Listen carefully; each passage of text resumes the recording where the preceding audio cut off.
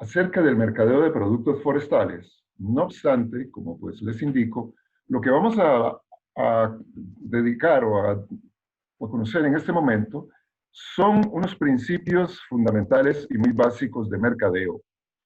Y en esto lo que vamos a desarrollar en esta ocasión es lo siguiente. Vamos a hablar primero unos minutitos a referirnos a qué es lo que se entiende común y generalmente acerca de mercado, que es lo que estamos entendiendo por mercado.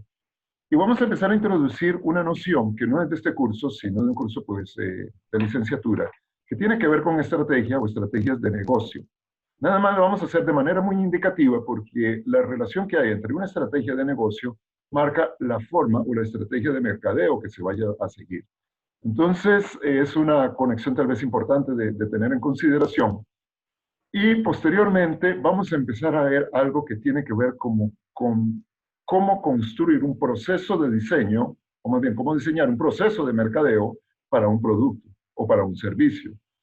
En ese sentido, quizás el punto de partida, uno de los primeros pasos, es la clarificación de la propuesta de valor que contiene el producto o el servicio el cual pretendemos comercializar o mercadear. Luego de eso, o como parte de eso, vamos a precisar un poquito cómo determinar qué es lo que el cliente valora de un producto o de un servicio, para luego detallar un poco más lo que es la forma de llegarle al mercado, partiendo de un universo grande, que es un gran mercado, o lo que uno puede llamar un mercado extenso, hasta lograr precisar un mercado meta que forma parte de un segmento de ese mercado. Es decir, la premisa es cómo definir una sección o un estrato o un segmento de un mercado al cual vale la pena dirigir nuestros esfuerzos para apuntar al blanco, como dicen normalmente. Posteriormente a eso veremos cómo se puede posicionar la oferta en el mercado, la oferta de un producto o de un servicio, que es eso de posicionar o de posicionamiento. Y luego veremos lo que constituye la oferta de, la mezcla de mercado. La mezcla de mercado, pues básicamente constituye los ingredientes elementales o fundamentales que al menos no deben faltar en un análisis de mercado o en una propuesta o estrategia de mercadeo. En cuanto al mercado, pues obviamente hay muchas formas de entenderlo. Lo primero tal vez es que en el sentido más popular, la gente se refiere a un mercado simplemente por el sitio, el lugar donde uno va a comprar o donde muchas personas llegan a comprar y vender productos.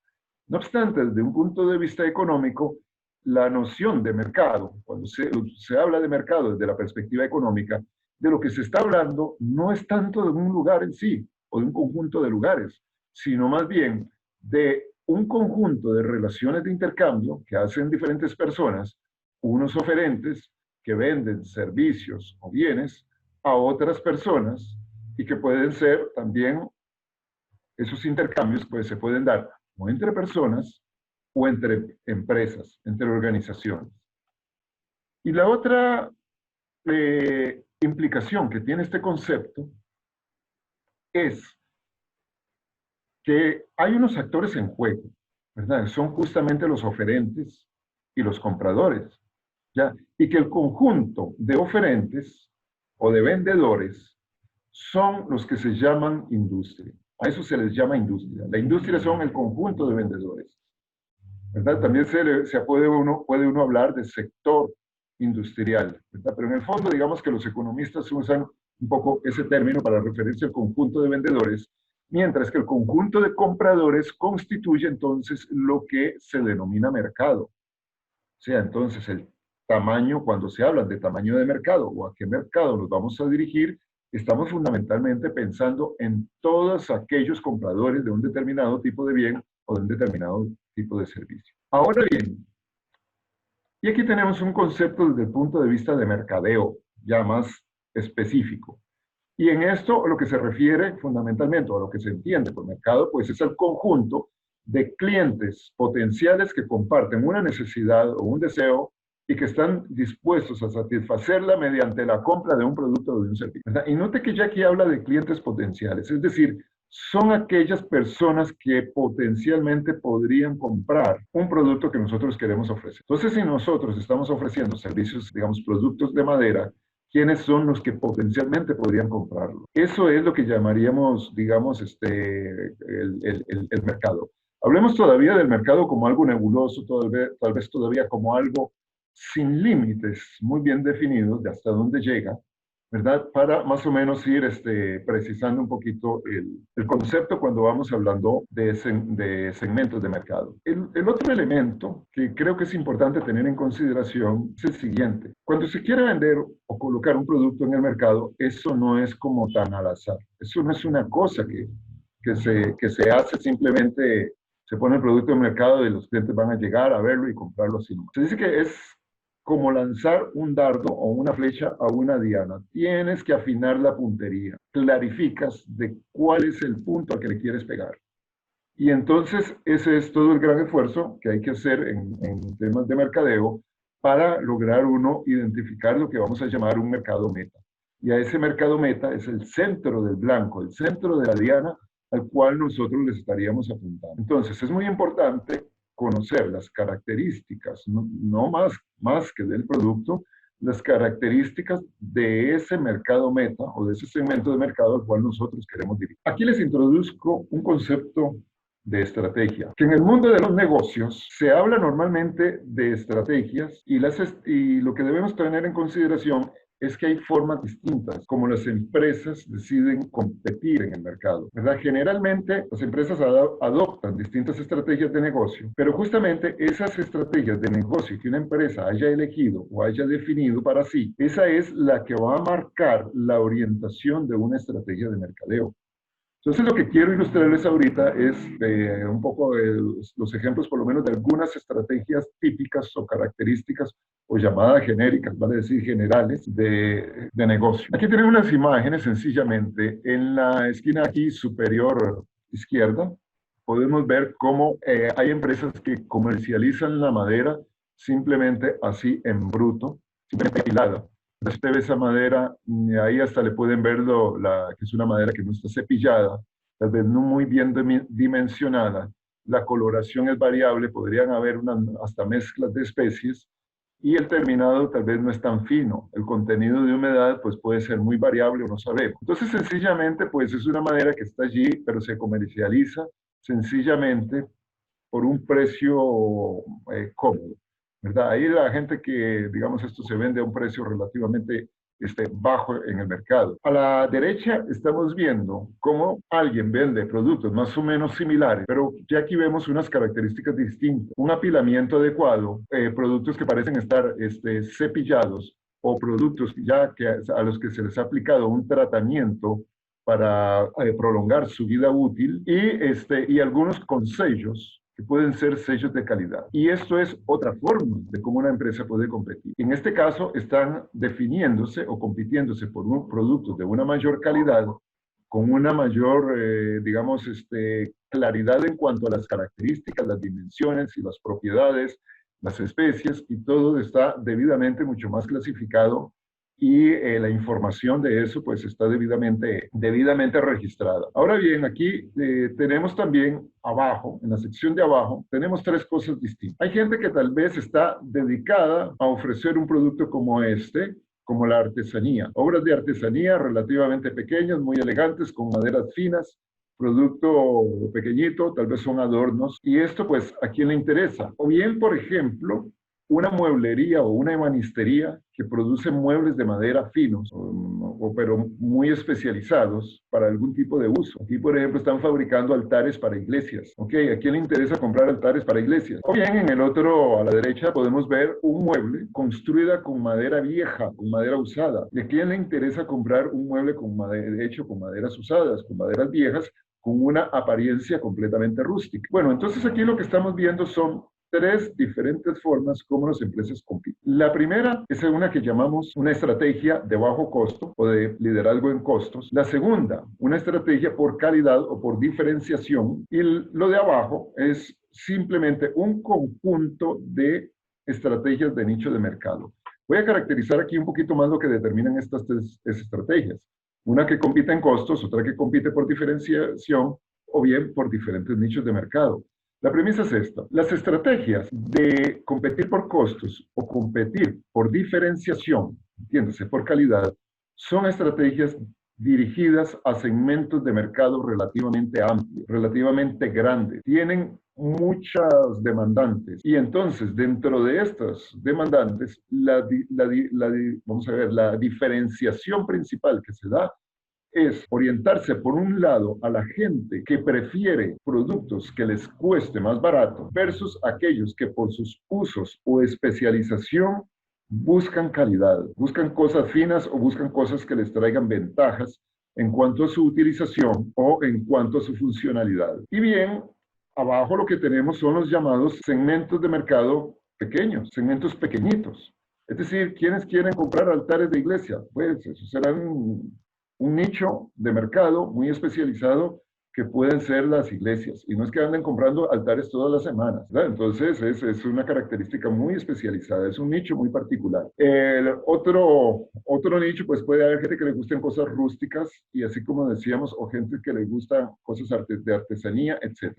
Entonces, entre nichos de mercado podrían haber algunos que tienden a ser tal vez muy asociados a productos de más bajo costo, podríamos pensar quizás entre una mueblería de nichos, tal vez unos muebles construidos con madera usada, uno podría pensar que es un nicho de bajo costo, pero tal vez no tanto. Pero también podemos tener nichos diferenciados, voy a decir, que buscan cosas de muy alto valor. Y aquí es donde son pequeños nichos que prácticamente uno podría decir al extremo son lujo, los que buscan cosas lujosas. Entonces, esa es, digamos, la primera gran consideración. Ahora, si nosotros estamos en una empresa que va a promover un tipo de producto, bueno, primero, ¿cómo es que compite ella? ¿Está compitiendo por calidad o está compitiendo por bajo costo? Si compite por bajo costo, nuestros precios van a ser uno. Nuestra forma de mercadear va a ser uno y tiene que corresponder a ese precio.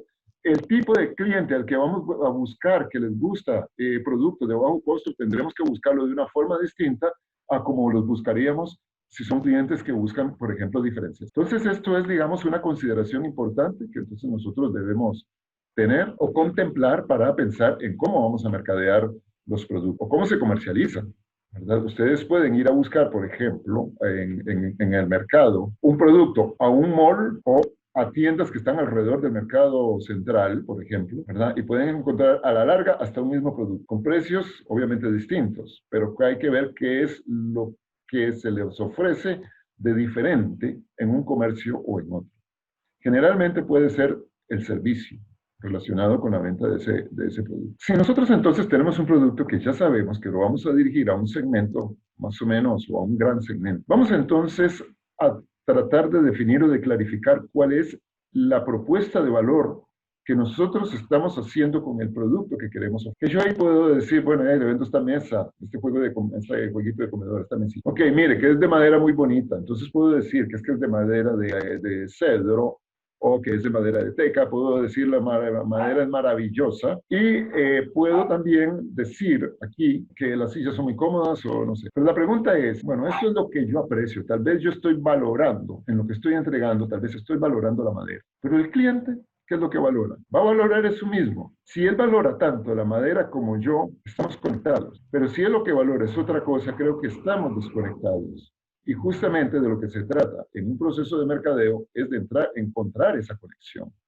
Entonces, lo primero es que necesitamos definir qué es lo que el cliente valora y para encontrar qué es lo que el cliente valora, pues tres preguntas básicas, entre otras más, entre otras cosas más. Ok, lo primero es que nosotros indaguemos, o la empresa que produce el servicio o el producto, que pueda indagar qué es lo que el cliente hace con el producto que nosotros queremos desarrollar o que estamos lanzando al mercado o que estamos vendiendo. ¿Qué es lo que hace el cliente con eso? ¿Qué beneficios busca el cliente en el producto o qué ventajas le busca o bien qué le inconforma o tal vez qué no le satisface, qué peros le encuentra al producto que tal vez nosotros ofrecemos. Y es que una persona podría necesitar, por ejemplo, una regla de madera o para hacer una formaleta o para hacer un mueble, para ir sostener una parte oculta de un mueble o para quedar expuesta en el área visible de ese mueble, por ejemplo.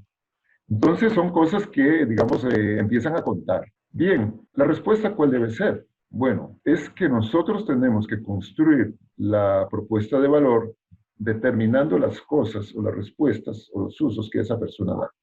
Entonces, ¿qué vamos a ofrecer ahora? Ahora no vamos a ofrecer una tabla de 3x2, por 4 varas, sino que vamos a mostrar o a tratar de identificar qué rasgos, u ofrecerle más bien un producto que contiene los rasgos que facilitan el trabajo de las cosas que él hace con ese producto. O sea, vamos a hacerle el producto de tal forma que se le facilite a él las operaciones o los usos que le da o el disfrute o la forma como se lo coma o como se lo ponga, pero que le quede bien. Lo otro es que vamos a destacar y lo vamos a mostrar cuáles son los beneficios y las ventajas que el producto presenta.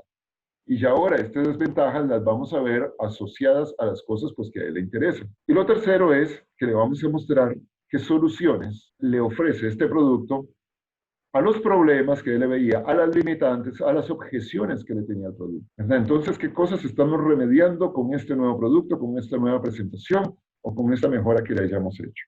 Entonces, esto es, digamos, un principio para conectar, conectar el producto con lo que el cliente utiliza, con lo que el cliente hace o con el uso que le está dando el producto. Bueno, entonces vamos a hablar ahora de los segmentos de mercado. Había mencionado hasta aquí cómo entender la propuesta de valor al producto o al servicio. O sea, cuando hablamos de segmentos de mercado, prácticamente nos estamos refiriendo como a grandes conjuntos o subconjuntos, más bien, o grosos subconjuntos de un mercado total. Y vea que aquí ya introduzco un concepto de mercado total. Mercado total, digamos que es algo así como, hablemos de mercado total de la madera en Costa Rica, son todos los posibles compradores o personas que adquieren o utilizan madera o recurren a la madera para satisfacer necesidades, ya sea de construcción, de elaboración de muebles o de elaboración de productos como artesanía, de productos de energía, leña, carbón u otro. Y decimos toda la gente en Costa Rica. Entonces eso sería un mercado muy grande, relativamente grande. Bien, su conjunto de ese mercado, uno podría decir, bueno, están tal vez los constructores de muebles, los ebanistas tal vez, que trabajan en talleres en productos especializados, o la industria de la construcción que busca y utiliza madera estructural, es tal vez otro segmento de mercado, o tal vez un carpintero ahí que hace mandados, que trabaja diariamente, viendo a ver qué trabajo te arreglo, que funciona más como mandadero, pero que tal vez no es muy especializado. Pero bueno, es un segmento de gente que trabaja en el oficio de carpintería y tal vez no es muy especializada. Pero es otro segmento. Entonces, digamos que son como, digamos, categorías, ¿verdad? Así intuitivamente. Ahora, de manera más precisa se pueden especificar los rasgos o las características de diferentes segmentos de mercado. Y esos segmentos de mercado uno los puede agrupar con diferentes criterios. Y entre esos criterios, por ejemplo, uno puede tener criterios geográficos, criterios demográficos, criterios psicográficos u otros criterios como atributos del producto y tal vez otros más, pero veamos estos cuatro. Cuando uno entra a segmentar el mercado geográficamente, ya les decía, por ejemplo, a nivel nacional, cuál es el mercado, toda la gente que está en el país y que utiliza madera o cualquier producto que sale de la madera o tal vez del bosque o lo que sea. Bien, geográficamente yo podría restringir eso. Yo podría decir, bueno, me voy a interesar, por ejemplo, en los clientes del área metropolitana o en los clientes de la región Chorotega. O podría todavía precisar un poquito más. Voy a poner mi negocio, un negocio de distribución de madera en Liberia, Guanacaste, ahí en el cantón, en el centro de la ciudad. Uno podría geográficamente definir, ¿verdad? O consignar a qué mercado en el sentido geográfico me quiero dirigir. Lo segundo es el criterio demográfico, que muchas veces uno puede encontrar que muchos productos pueden ir mejor dirigidos, por ejemplo, o a adultos mayores, o a niños, o a jóvenes, y entonces así uno más o menos puede sencillamente también posicionar un producto en función, pues, digamos, como de una categoría etaria o de una categoría demográfica que uno le interese relacionar o dirigir el producto. Los criterios psicográficos son como, vamos a ver, como un poquito menos tangibles. Pero uno podría hablar de que le quiero dedicar un producto a gente madura. Yo podría decir también a gente golosa, si quiero hacer queques, por ejemplo. ¿Verdad? Eh, puedo dirigir un producto, posesionarlo, dirigirlo a gente que vive feliz, que le gusta el gozo, la diversión y eso. Entonces, voy a hacer una actividad de ecoturismo muy dirigido a gente feliz, por ejemplo, ¿verdad? O a gente de fe. Y entonces, así, es decir, es como buscar algunos atributos de comportamiento anímico, psicológico, un poco intelectual. Entonces, con esto más o menos uno puede también crear algunas categorías o segmentar el mercado de esa manera y uno le puede apuntar a un mercado con un criterio de esa forma. Y bien, otro es tal vez, como decía, por ejemplo, un poco mostrando los diferentes usos que pueden tener productos de madera, uno puede dirigir o segmentar el mercado considerando lo que la gente le busca a un determinado tipo de recurso o de producto, o de servicio, ¿verdad? En términos de funcionalidad, en términos de costo, en términos de calidad o de, de otras cualidades. Otras características. Ahora, uno puede segmentar el mercado de alguna forma de esas, no es que tenga que usarlas todas, por supuesto, pero sí es importante empezar a ir estratificando, por lo menos con alguna de estas primeras fuentes de entrada, para luego ir precisando un poquito más esa segmentación. Ahora, ¿para qué es que hacemos esto de segmentar el mercado? Bueno, es que nos permite contar con una mejor visión de cómo podemos nosotros atender de una manera más específica a los grupos de clientes potenciales, ¿verdad? Y cómo nos podemos dirigir mejor con nuestros esfuerzos de mercadeo. Suponga que nosotros hemos segmentado de alguna manera de las anteriores, aún uno puede precisar un poco más, detallando, por ejemplo, características, algunas características socioeconómicas de algunos de esos segmentos. Entonces puede todavía reducir un poco más el segmento que uno está estableciendo, ¿verdad? Por ejemplo, nosotros hablábamos de grupos etarios, pero está bien, digamos, uno puede precisar o caracterizar distintos segmentos, por ejemplo, por rangos de edad, por los niveles educativos, ¿ok? Por ejemplo, uno puede dirigir un producto a, decíamos, a niños, por ejemplo, escolares, o un producto dirigido a personas, un servicio dirigido a personas que por lo menos tengan una educación secundaria, al menos completa, o productos que pueden ir dirigidos, por ejemplo, en función de oficios a profesionales, profesionales jóvenes o gente técnica con preparación técnica para realizar y trabajar con un determinado equipo o elaborar un determinado producto o simplemente poder utilizarlo. O bien con un criterio económico, gente de alto ingreso, de mediano ingreso o personas de bajos ingresos. Entonces uno puede ir estratificando y si yo digo, bueno, yo voy a dirigir mi producto a personas de bajos ingresos, yo podría decir, bueno, ¿qué porcentaje de la población en Costa Rica tiene bajos ingresos? Y puedo apoyarme en estudios, por ejemplo, de censos, y entonces puedo decir, bueno, digamos que 20%, por decir un número así inventado nomás. Entonces yo podría decir, si voy a dirigirme, por ejemplo, a Liberia, ¿cuánto es la población de Liberia? Si voy a dirigirme a personas de bajos ingresos, que son el 20%, entonces ya sé, la población de Liberia, ahora le saco el 20% de esa población de Liberia, eh, que utilizan el producto, digamos, para oficios de carpintería básica, ¿ok? Entonces, ¿cómo le estimo eso? ¿Cómo estimo cuánta gente puede haber? Ah, bueno, entonces yo puedo encontrar o sondear o buscarme por allí algún estudio dedicado, por ejemplo, al uso y actividades forestales o negocios forestales que me puede decir a mí eso.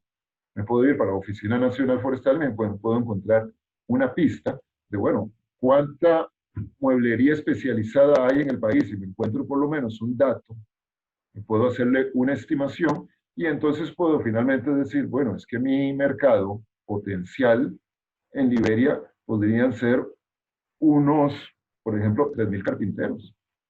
Y ese es mi segmento de mercado. o prácticamente el mercado potencial. Bueno, cuando uno más o menos ha segmentado el mercado, entonces también es importante agregar allí o indagar y precisar o especificar algunas características de cómo se comportan las personas que compran, consumen o utilizan el producto o el servicio nuestro. Y aquí pueden ser,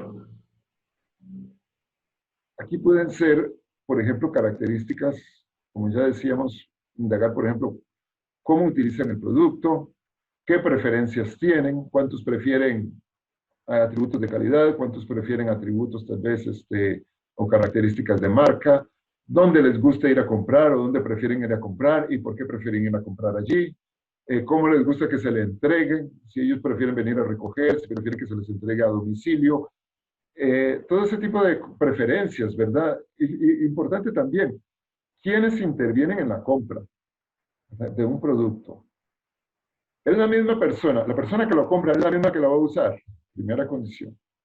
O segundo, la persona que compra el producto es de verdad la que lo paga o es la que toma la decisión. Por ejemplo, si yo estoy haciendo un arreglo en mi casa y viene la persona que trabaja con las reparaciones de madera y me dice, mire, podemos trabajar con madera laminada, tal vez de Medina, o podemos trabajar con tableros de teca, por ejemplo. Bien, ¿quién decide? ¿El carpintero o yo? ¿Ok? Entonces son cosas que también uno tiene que a veces que ver. ¿Ok? Sobre tales tipos, ¿quiénes son los que están determinando la decisión de quién compra? ¿Y por qué compra? Si la persona que compra es la misma que usa, si la persona que paga es la misma que usa, o si la persona que paga es la que decide, o alguien decide y la persona que paga nada más por el dinero. ¿Verdad? Entonces ese tipo de detallitos a veces también en algunos casos conviene indagarlo un poco más allá.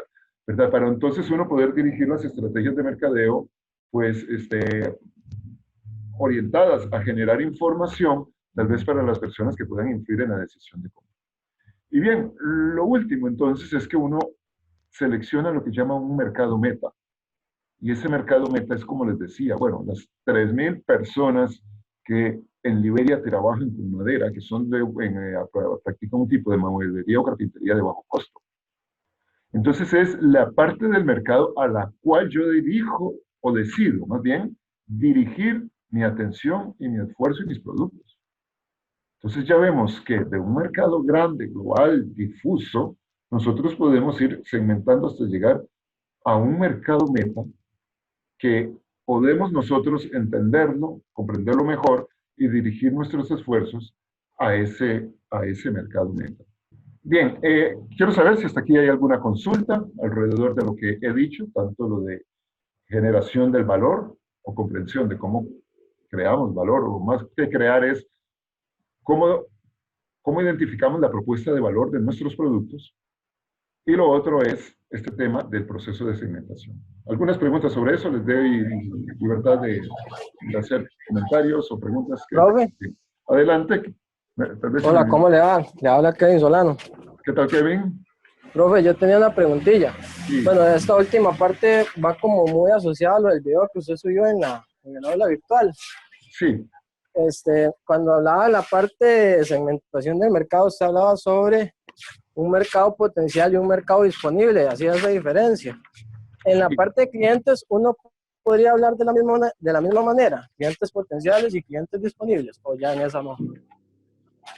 Vamos a ver, tenías allí de un mercado potencial, ¿ya? Un mercado disponible creo que ya van por los que están dispuestos a pagar. Ajá. Creo que era allí la diferencia. Sí, correcto. Ya, entonces ahí estamos reduciendo un poquito más el abanico o el embudo. Y lo que pasa es, vamos a ver, cuando uno habla de clientes potenciales, estamos hablando de todos los clientes que podrían comprarle a todos los oferentes. ¿Sí? Que tiene la capacidad de pagar, inclusive. Sí. Entre todos los oferentes. Ya, esos son los que estamos llamando mercado digamos, potencial o mercado disponible. Pero al final de cuentas, el término cliente, en la forma final, es quien termina haciendo negocio contigo.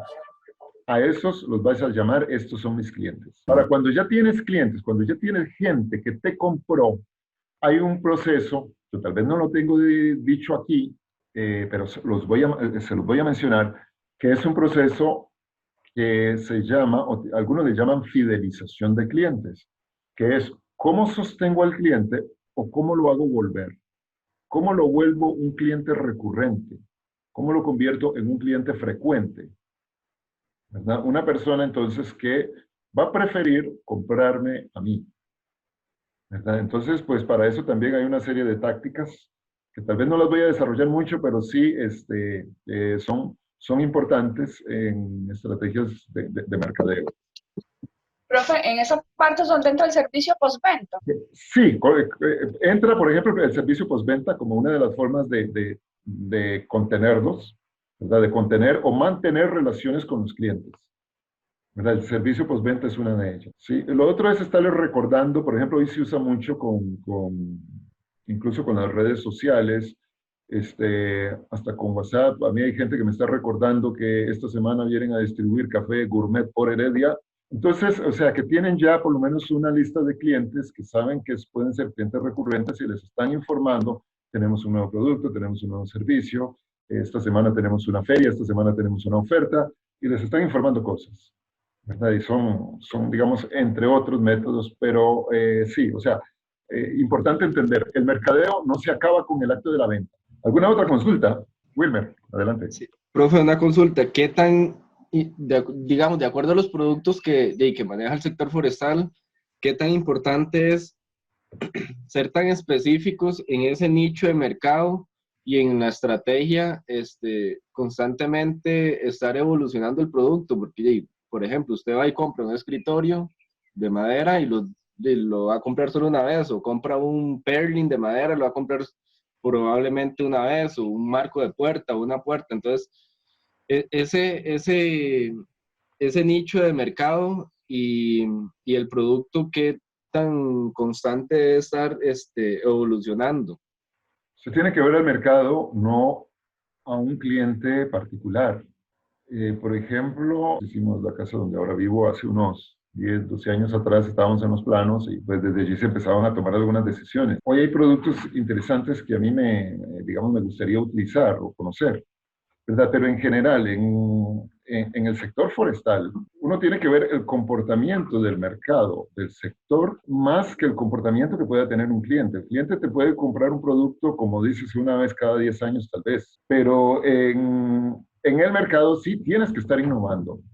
¿Por qué? Porque los que están impulsando o los que están dinamizando, digamos en ese sentido, parte del motor de mercado, son, por ejemplo, la industria de la construcción. Ahí sí, el constructor, el arquitecto, digamos, los carpinteros, los ebanistas, la gente que trabaja, digamos, digamos la carpintería interna, no la carpintería deshecha ni de formaletas, ¿verdad? Sino que los que te trabajan la carpintería fina, entonces son personas que están conociendo y detectando, sí, evoluciones de mercado.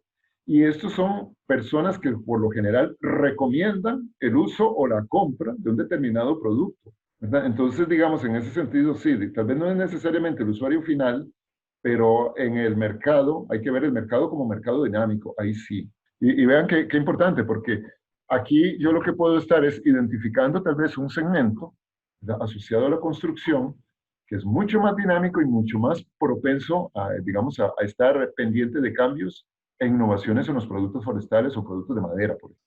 Digamos, estrategias, usted aquí mencionaba algunas, pero digamos, a mí me cae una gran duda con algunas estrategias para lograr que compita nuestros productos forestales. Por ejemplo, bueno, yo hice el trabajo con un pequeño emprendimiento familiar con marcos para puertas. Y resulta que, o sea, ni haciendo el marco para puerta con la madera más barata, que en este caso puede ser el laurel, Y la forma más sencilla, el marco logra competir con un marco de puerta chileno, madera importada. Igual si es marco de madera de Guanacaste o de teca, o cenícero, que ya son un poco más finos, de mayor calidad. O sea, ese marco de madera, y el mercado es un poco más reducido y se cierra un poco más el nicho de mercado. Y también yo lo he visto como con ahora que todos tenemos que estar en un escritorio, una mesa. Usted va y compra un escritorio de MDF y le pueden dar en 60,000 colones. Usted va y compra un escritorio de madera, no sé, melina, cosas así, y el escritorio le pueden dar 120,000 colones. Y usted compra uno de teca o Guanacaste, uno más fino, y ya ronda los 200,000 colones. Entonces, ¿cómo podemos hacer para que, digamos, esos productos elaborados de acá puedan competir con los productos importados? Mira, este es un tema que se nos sale del ámbito porque estamos con un factor externo, más que de diseño de una estrategia de mercadeo específica, estamos con un tema de estrategia de negocio y de competitividad. Y en ese sentido, la pregunta o la respuesta no viene tanto por la estrategia de mercadeo, sino por la estrategia competitiva o la estrategia corporativa de la organización. Pero lo que sí es cierto es tal vez el hecho que estás diciendo, ¿verdad? Que generalmente los productos importados son productos que están elaborados por empresas que trabajan con estrategias corporativas y competitivas de muy alto volumen, no necesariamente alta cantidad, sino altos volúmenes, que permite entonces competir con precios bajos. Es decir, son empresas, por ejemplo, muchas digamos, de la madera que aquí se trae, más que maderas finas, son maderas, más bien, empresas que compiten por bajo costo. Nada más que las empresas que en Chile compiten por bajo costo y que exportan, están dirigidas a un mercado de exportación de bajo costo. Entonces, son productos que si los compara con los bajos costos nuestros, de estos aserraderos que nosotros tenemos en el país, tienen nada que ver. Es decir, las escalas de producción son muy distintas y trabajan con tecnologías de alto volumen que les permite tener productos de mayor calidad que los que tal vez aquí a veces se generan y productos de menor costo unitario con los que aquí se generan. Entonces, ¿qué es lo que queda para resolver en ese caso? Uno, por el lado de atacar la estructura de costos le va a ser muy difícil al producto, porque o amplificas escala, pero me dijiste, es una pequeña empresa, no vas a poderlo. O lo otro es que vas a tener que trabajar mucho más en encontrar al segmento de mercado específico o crearlo, ¿verdad? Entonces esto requiere un esfuerzo muy, muy fuerte. Ahora, le cuento que ese esfuerzo, tal vez para mí, para dar una pista, es jugar mucho tal vez con algunas posibles alianzas o relaciones, digamos relaciones, con personas que trabajen en la industria de la construcción un poco más fina. O sea, digamos que le trabajan, que hacen construcciones de un segmento o de estratos económicos de medianos o altos. Porque entonces con ellos sí vas a encontrar gente que por lo menos te pueda estar dispuestos a pagar un poco más por un producto que va a tener una calidad adecuada, ¿verdad? Entonces es como eso. En este caso, si tienes el producto con tus propiedades, búsquele un segmento de un poco más arriba, que te pague por ese diferencial. Y efectivamente, entonces no puedes competir igual que con ellos. Tienes que irte a otro segmento, un segmento, digamos, menos popular, pero más dispuesto a pagar por eso. Habiendo clarificado un poco esto de algunas condiciones de la segmentación y consecuencias de la segmentación del mercado, luego hay un tema que tiene que ver con el posicionamiento de la oferta en el mercado. El posicionamiento de los productos forestales es un poco difícil muchas veces, ¿verdad? Pero el tema del posicionamiento, ¿qué es? Bueno, posicionamiento no tiene nada que ver con coordenadas ni de lugar, no tiene que ver con algo físico ni espacial. Cuando hablamos de posicionamiento de mercado no estamos diciendo dónde se mercadea, sino en lo que debe pensar el cliente o los consumidores, digamos en general, en el mercado, acerca del producto o del servicio que nosotros brindamos.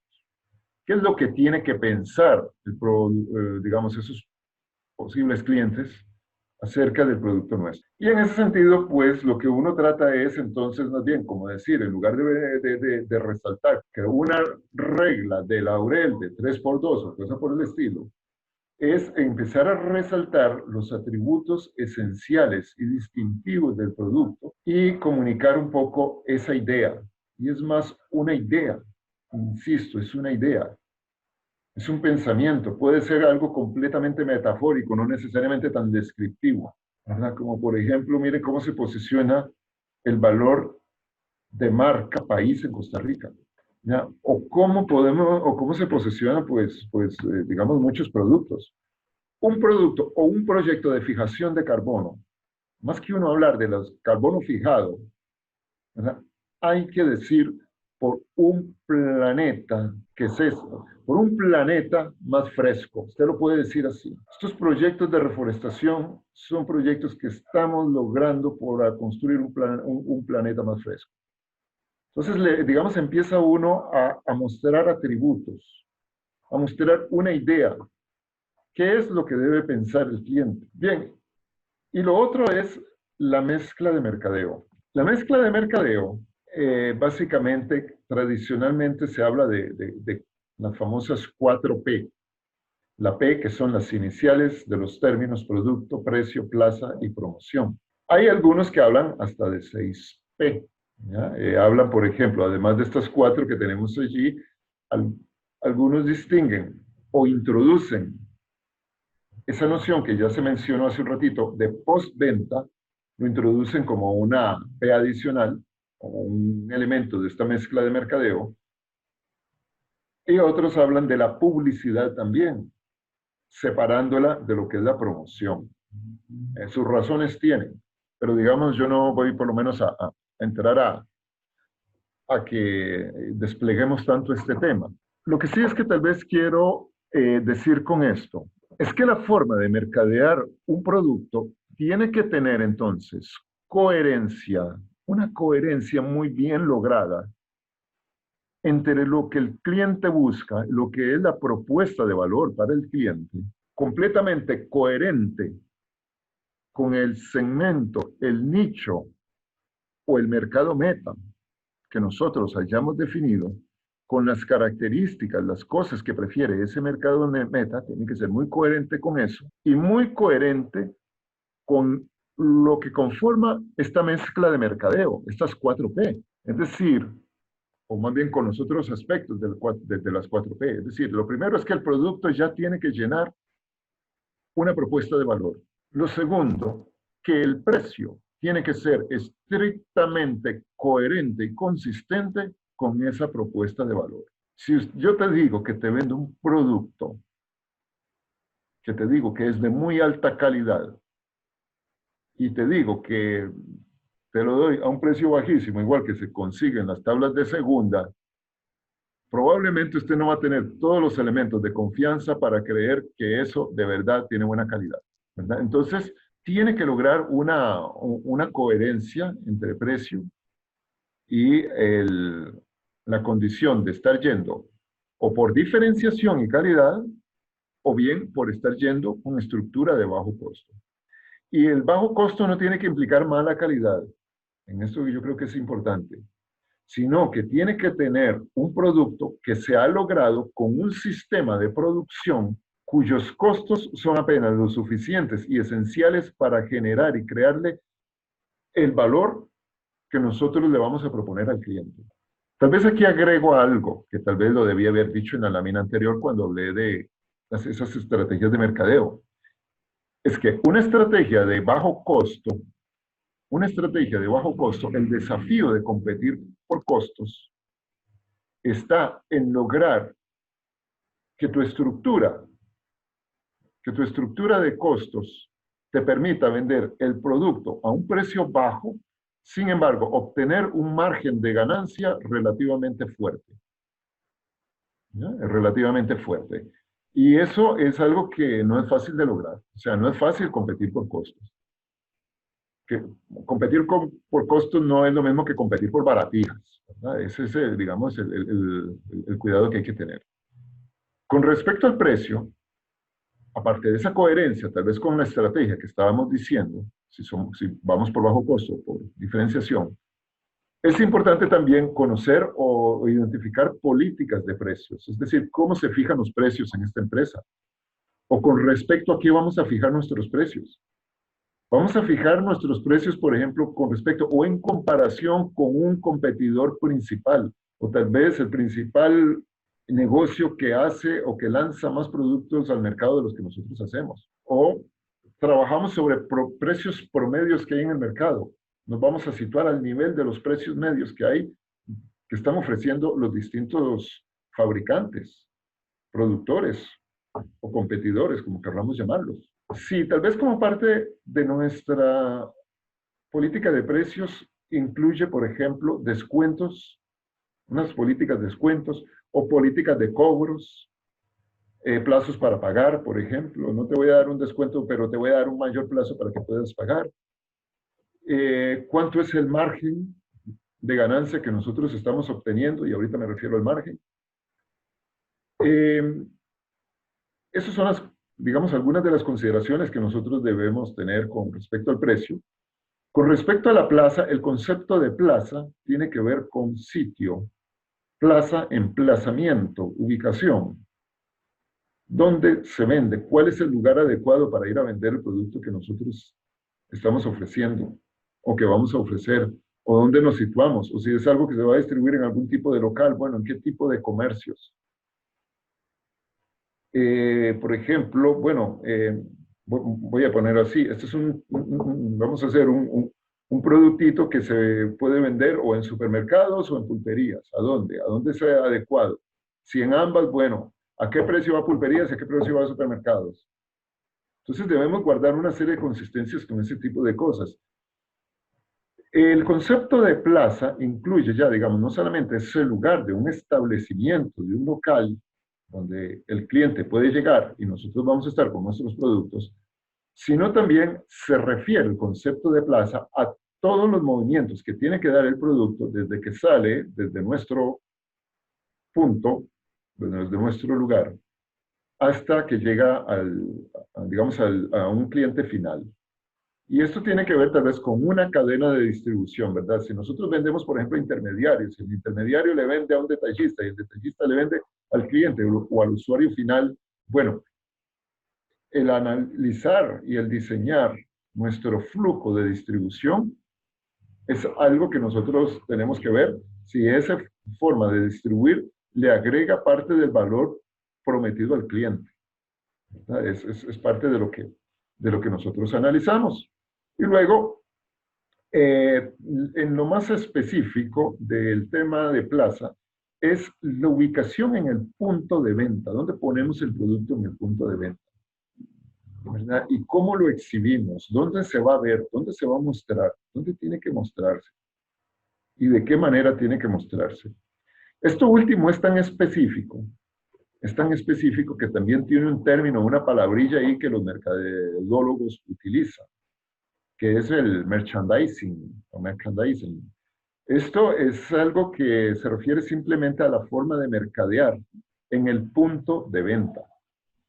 Es, por ejemplo, bueno, cómo están acomodados los productos, en ese caso los muebles, ¿verdad? De forma tal que luzcan, que el cliente los pueda ver, que el cliente los pueda encontrar, ¿verdad? Que tiene que ver con eso, ¿verdad? Que los productos no estén allá amontonados en un rincón o tapados o no se ven, sino que el cliente los pueda ver, los pueda encontrar, los pueda apreciar, los pueda tocar, ¿verdad? O lo que se requiere. Bien, entonces eso es lo que tiene que ver con plaza. Resumo, el lugar propiamente donde se va a encontrar el producto, el lugar, la cadena de servicio, los movimientos que va a hacer en el flujo de distribución y el tratamiento específico de esto que le llaman merchandising en el sitio de venta, en el punto de venta. Y el tema de promoción normalmente son todos aquellos esfuerzos que se hacen para estimular e incentivar a la gente a realizar o cerrar una compra de un producto.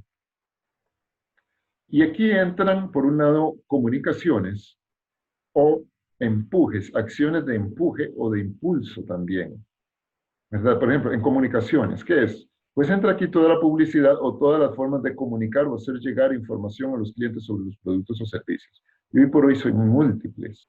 Podemos pensar desde la publicidad que se hace en medios masivos, pero aquí también quiero decir algo. A veces se da mucho la tentación de decir, mira, es que hay que hacer publicidad. Y eso puede ser un error muy grande.